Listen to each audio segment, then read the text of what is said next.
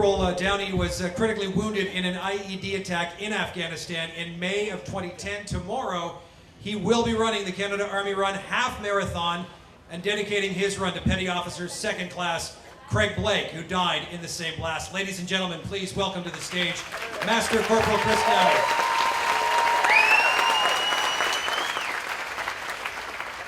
So after months and months of training, just like all of us go through before we deployed, the time finally came to say our goodbyes to our friends and loved ones.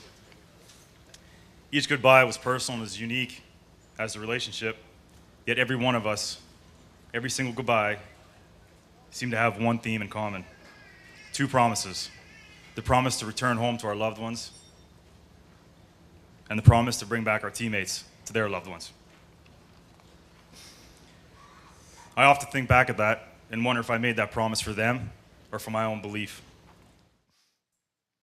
On what seemed like a quiet morning in Afghanistan, as quiet as it gets there, our team was sent out to the location of an IED. Upon our arrival, we were informed that we couldn't access it by vehicles. So our team unloaded, grabbed our gear, and we started the hike. It was about a 2K hike, give or take. The sun rose extremely fast that morning. Unfortunately, we took a lot of heat casualties. While the medic was extremely busy dealing with that, the rest of the team went on and did the job. They got rid of the IED extremely well. And it was Craig's turn to be in the suit, and he nailed it.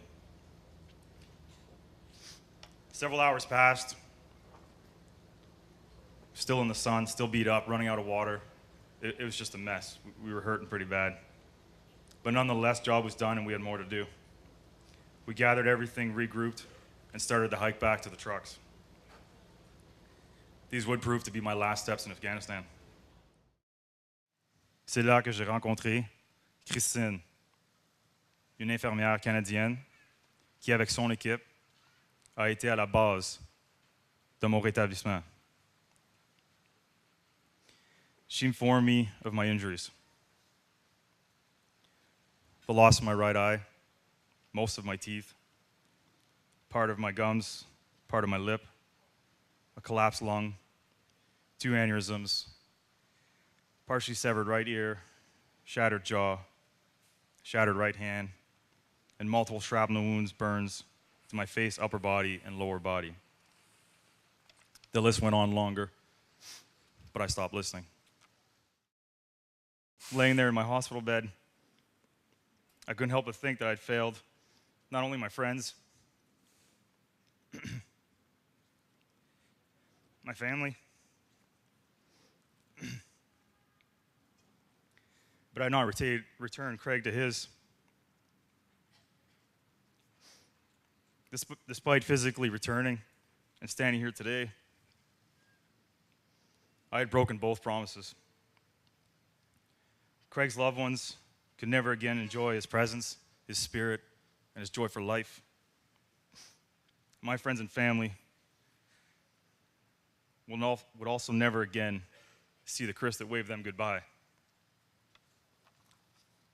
It was a different Chris that came back, though I was standing here physically. Besides my family and friends, there's so many others that have played a major part in my recovery and success.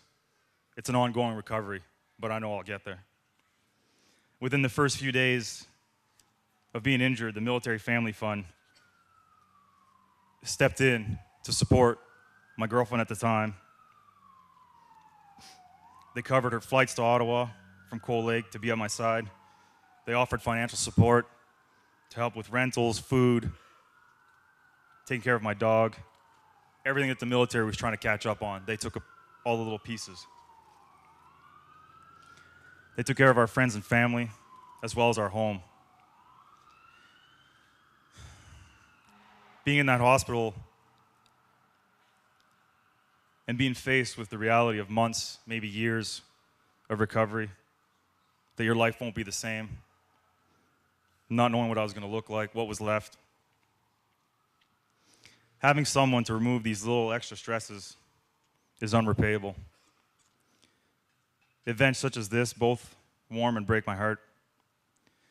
First, it is broken, as I'm reminded how many have and continue to suffer. Like everybody at that soldier on table, like every soldier in this room, every soldier's family. They've been a key player in me and helping me keep my promise to Craig and my teammates. They truly have. They have given me the tools and the opportunities so that I can live my life and for my life to be worthy of the sacrifice made by Craig and all of the other fallen. To be surrounded by others that have been in the same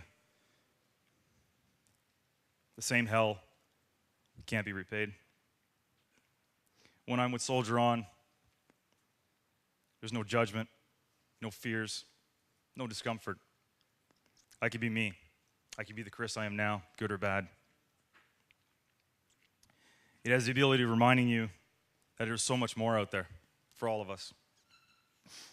Our injuries are not limitations, simply another aspect that makes us all unique, and we turn that into a strength. Participating with Soldier On has gotten me to do things like learning to snowboard again. And of course, the great opportunity I have coming this November to ski 336 kilometers to the South Pole, where I will carry Craig's photo, and him and I will stand at the South Pole. Or running the Army Run with all the other injured and ill, their families, their friends, my family. Has slowly been giving me small pieces of me, pieces that I thought were lost forever. Pieces of the Chris that said goodbye, the Chris that made the promise to return. I can't keep the promise of taking Craig home, that I know. But maybe if I keep gaining pieces of myself through Soldier On, my family, friends, and support, maybe I can keep the promise of me coming home.